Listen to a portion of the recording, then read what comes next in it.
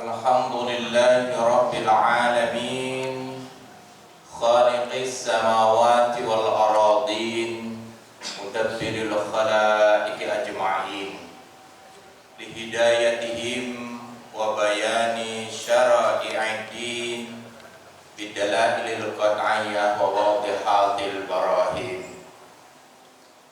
Wassalatu wassalamu ala asyrafil anbiya'i wal mursalin wa ala alihi wa sahbihi ajma'in. Asyhadu an la ilaha illallah al-malikul haqqul mubin wa asyhadu anna Muhammadar Rasulullah shadiqul wa'dil amin. Amma ba'du. Wa qala Allah ta'ala fi kitabil karim, a'udzu billahi minasyaitonir rajim. Bismillahirrahmanirrahim. Ya ayyuhalladzina amanu taqullaha wa kunu ma'as shadiqin. Shadaqallahul azim. Segenap takmir dan seluruh jamaah Jumat Masjid Imam Bukhari rahimahumullah. Tidak ada mutiara yang paling indah, tak ada ungkapan yang paling dalam, tidak ada kata-kata yang paling tinggi kecuali tasyakur dan tafakkur, bersyukur atas nikmat Allah yang mengalir terus-menerus, nikmat yang tiada terputus, yang tiada terhitung jumlahnya dan tiada ternilai harganya. Karena perintah Allah kepada kita, kalau kau bersyukur kau akan tumbuh subur dan makmur, tapi kalau engkau kufur kau akan jatuh tersungkur dan bahkan terkubur. Salawat serta salam semoga tercurahkan pada junjungan kita Nabi besar Muhammad sallallahu alaihi wasallam beserta keluarga, para sahabatnya dan pengikutnya yang setia. Dan marilah hari Jumat ini kita gunakan sebagai kesempatan emas, momentum yang monumental untuk meningkatkan kuantitas dan kualitas iman dan takwa kita kepada Allah. Kuantitas dari segi banyaknya ibadah dari berbagai macam jenis, tetapi juga tidak kalah penting kualitas dari segi mutu ibadah, karena itu adalah sebaik-baik yang akan kita bawa bekal nanti. Wa tazawwadu fa inna khairaz zadi taqwa, agar kita menjadi orang yang mulia, tidak hanya mulia di hadapan seluruh makhluknya atau sesama manusia, tapi lebih-lebih mulia di hadapan Allah Subhanahu wa taala.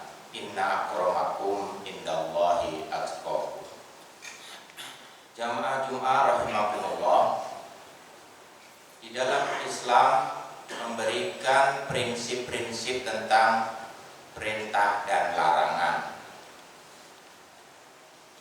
Perintah dan larangan ini dibarengi dengan pahala dan dosa yang kemudian nanti pada akhirnya akan ditimbang dan kemudian diberikan balasan surga atau neraka. Di dalam pendidikan kemudian digunakanlah teori namanya reward and punishment. Bagaimana seseorang guru memberikan pujian dan imbalan kepada muridnya yang berprestasi, dan juga seorang dosen memberikan nilai kepada mahasiswanya. Tetapi juga di sisi lain ada punishment, yaitu hukuman yang itu fungsinya untuk memberikan efek jera dan sekaligus itu sebuah edukasi bagi kita supaya kita belajar untuk mentaati peraturan. Di dalam sholat itu adalah perintah, Dan Nabi memerintahkan pada kita, bahkan di umur 7 tahun sudah mulai sosialisasinya. Maka kalau ada perintah, ada aturan, itu diperintahkan oleh Nabi sosialisasi dulu. Jangan langsung tiba-tiba ujuk-ujuk mak jegake. Kenapa begitu? Karena orang perlu ada psychology of law. Psikologi hukum itu penting untuk kita pahami. Sebagaimana mahasiswa tiba-tiba dihukum oleh dosennya gara-gara aturannya belum disepakati. Begitulah Nabi menuntun kita supaya sama-sama kita ada unsur keadilan. Kalau tidak, ainal adalah, nanti adanya pasti unsur kezaliman. Nah, jamaah Jumat rahimakumullah, dalam hadis riwayat Abu Dawud dijelaskan bahwa Rasulullah menggunakan kata perintah untuk sholat itu dengan kata muru. Sedangkan di hadis Imam Turmudi menggunakan kata alimu. Menarik untuk kita renungkan dalam konteks pendidikan bahwa kata muru dengan alimu itu berbeda. Kalau kata muru auladakum, bahwa perintahkanlah kepada anak-anakmu bisolati, dengan perintah sholat. Perintahnya jelas, sholatnya jelas. Tetapi kan anak umur 7 tahun itu perlu belajar. Maka kemudian diberikan range, diberikan jarak. Berapa tahun?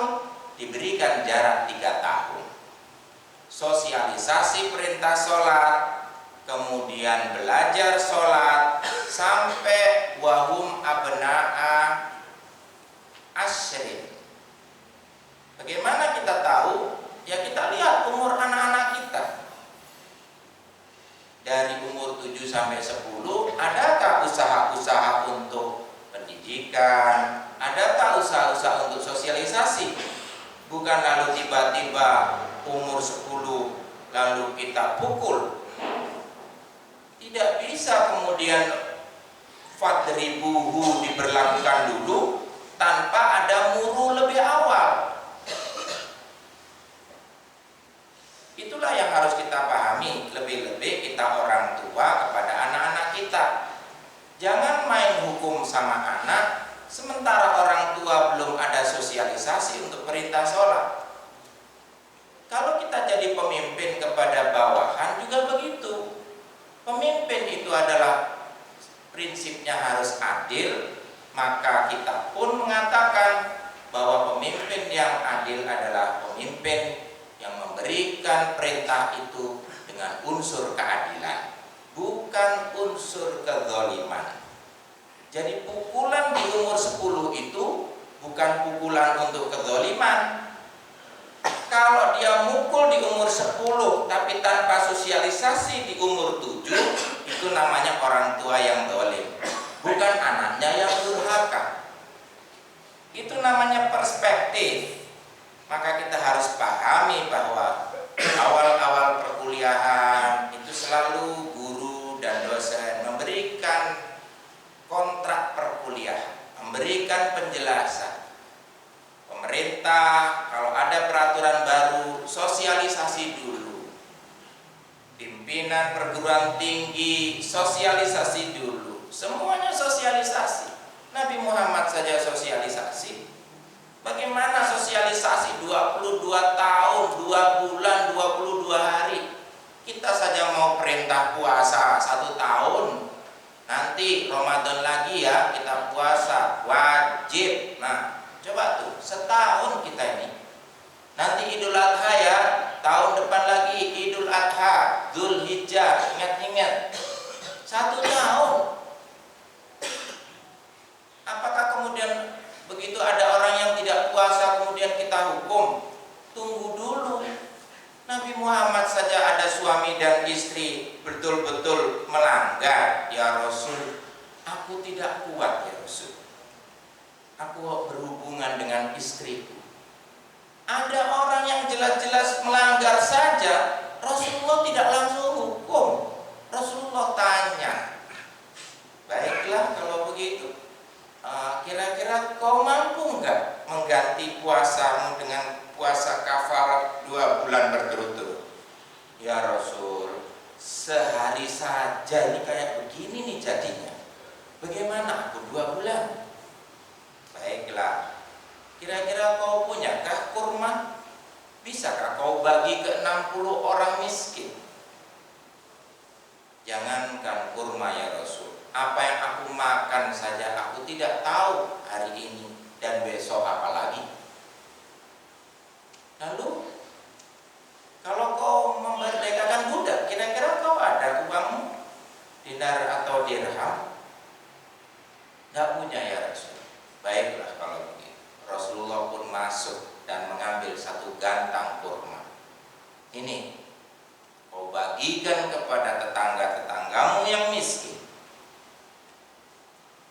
Baliklah ya Rasul, yang paling miskin di daerahku itu adalah aku ya Rasul. Baiklah kalau gitu, makan dengan istrimu. Mari kita lihat tahapan-tahapan orang memberi hukuman. Mari kita lihat Nabi Muhammad yang sedemikian, Nabi dan Rasul uswatun hasanah. Cara memberi hukuman saja sudah bijaksananya luar biasa. Kalau Nabi tahu ada orang yang sholatnya nggak benar, coba perintahkan, sholatlah lagi engkau. Masih belum benar lagi, ulangi sholatmu. Coba kita renung-renungkan. Kalau kita jadi seorang pimpinan dari sebuah instansi, ada sebuah YouTube yang bagus yang perlu kita lihat. Seorang guru sudah mulai mengajar, anak-anaknya sudah semuanya mendengarkan dengan baik, murid-muridnya juga memperhatikan. Tiba-tiba ada seorang murid yang datang, dia terlambat. Guru ini tidak tanya dari mana, kenapa, kemudian kok terlambat, sudah tahu peraturannya. Dipukullah dengan pengharis, dengan pukulan yang keras. Apa yang terjadi? Dia tidak melawan, dan dia juga akan terima itu hukuman. Besoknya lagi begitu lagi, besoknya begitu lagi, sampai 3 kali. Setelah itu apa yang terjadi? Suatu saat guru ini berjalan. Di satu peristiwa dia lihat ternyata anak ini menghidupi keluarganya. Bapaknya tidak ada, hanya ibunya saja. Maka dia untuk meneruskan roda kehidupan itu, dia harus berjualan koran. Sebelum dia berangkat sekolah, dia harus siapkan untuk ibunya dulu. Dia buatkan makanan dulu, dia suapi ibunya dulu. Dia kemudian dia lari segera cari koran, dia kejar waktu itu.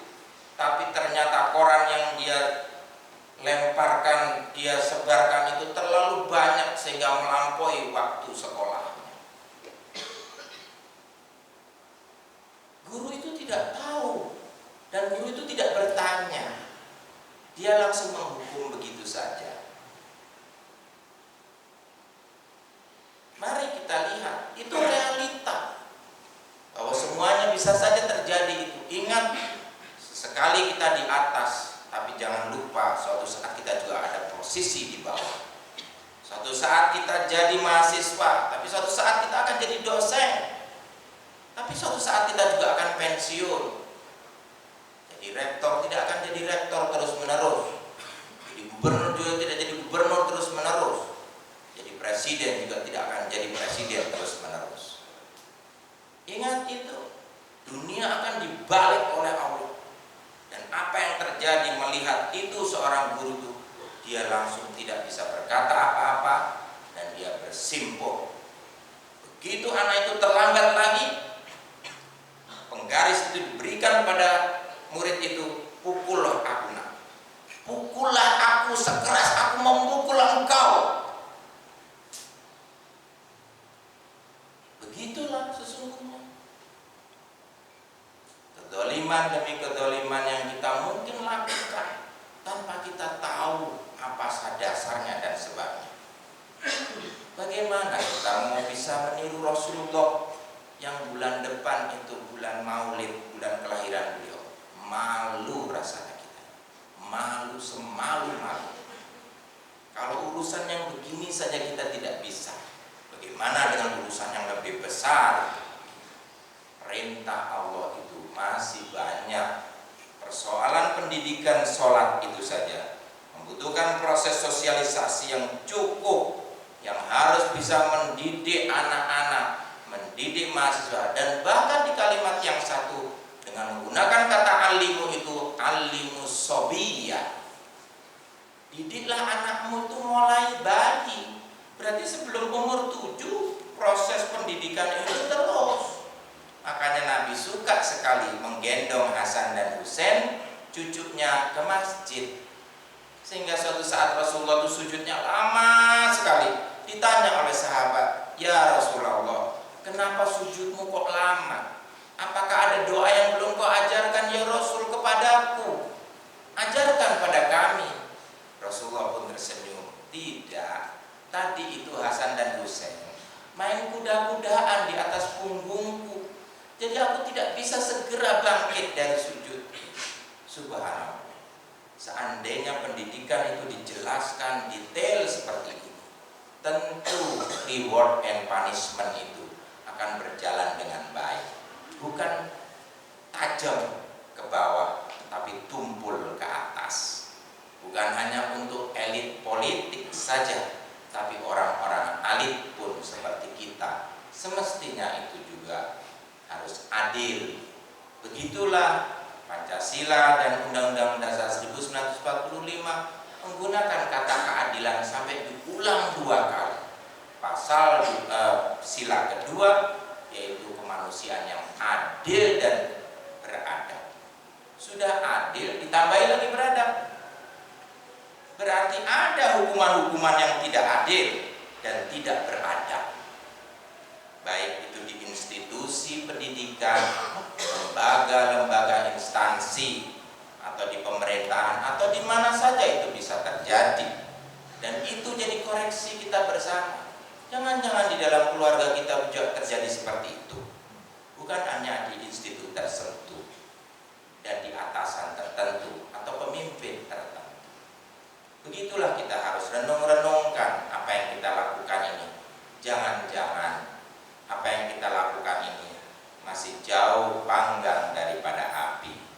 Kita berharap mudah-mudahan lembaga pendidikan kita, universitas kita, instansi kita, pemerintah kita, organisasi kita, menjadi apapun kita di situ, marilah kita ketika kita memberikan aturan yang betul-betul manusiawi, bukan hewani.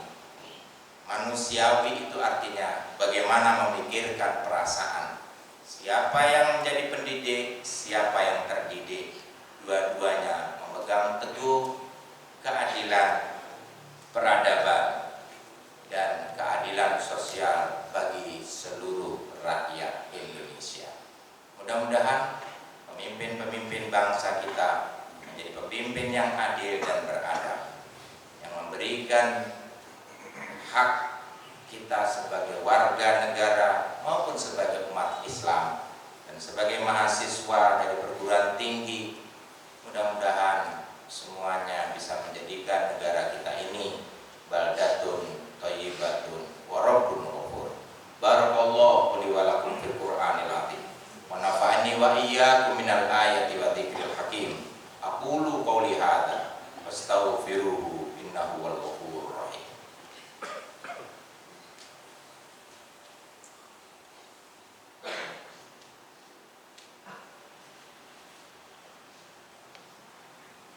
Alhamdulillah nahmaduhu wa nasta'inuhu wa nastaghfiruh wa na'udzu na'udzu billahi min syururi anfusina wa min sayyiati a'malina. May yahdihillahu fala mudilla lahu wa may yudlilhu fala hadiya lahu. Wassalatu wassalamu ala Rasulillah ibni Abdillah. Asyhadu an la ilaha illallah wahdahu la syarika lah. Wa asyhadu anna Muhammadan abduhu wa rasuluhu la nabiyya ba'da. Amma ba'du, wa qala Allah ta'ala fi kitabil karim. A'udzu billahi minasyaitonir rajim. Bismillahirrahmanirrahim. Ya ayyuhalladzina amanu taqullaha haqqa tuqatih wa la tamutunna illa wa antum muslimun. Shadaqallahul adzim. Jamaah Jumat rahimakumullah, mudah-mudahan di tahun 1444 Hijriah ini yang sekarang sudah memasuki bulan Safar, setahun yang akan datang, mudah-mudahan kehidupan kita akan semakin baik. Mari kita berhijrah minad dhulumati ilan nur, dari kegelapan menuju terang benderang, dari seluruh segi kehidupan. Jika kita mendapatkan perintah, maka kita bisa menjawab sebagaimana Nabi dan Rasul terdahulu, sami'na wa ata'na, bukan sami'na wa asoina. Dan Allah pun tidak akan pernah membebani kita kecuali sesuai dengan kemampuan kita. La yukallifullahu nafsan illa wus'aha. Barakallahu li wa lakum fil Qur'anil azim wa nafa'ani wa iyyakum minal ayatil dzikril hakim. Allahumma ighfir lil mu'minina wal mu'minat wal muslimina wal muslimat al ahya'i minhum wal amwat innaka sami'un qaribun mujibud da'wat fa ya qadil hajat. Allahumma tawwil umrana wa sahih ajsadana wa nawwir qulubana wa tsabbit imanana wa ahsin a'malana wa wasi' arzaqana wa ilal khairi qarribna wa ani syarri abaidna wa qadi hawaijana fid dini wad dunya wal akhirah innaka ala kulli syai'in qadir. Allahumma inni a'udzubika minal hammi wal hazani wa a'udzubika minal ajzi wal kasali wa a'udzubika minal jubni wal bukhli wa a'udzubika min ghalabatid dain wa qahri rijal. Rabbana atina fid dunya hasanah wa fil akhirati hasanah wa qina adzabannar. Subhana rabbika rabbil izzati amma yasifun wa salamun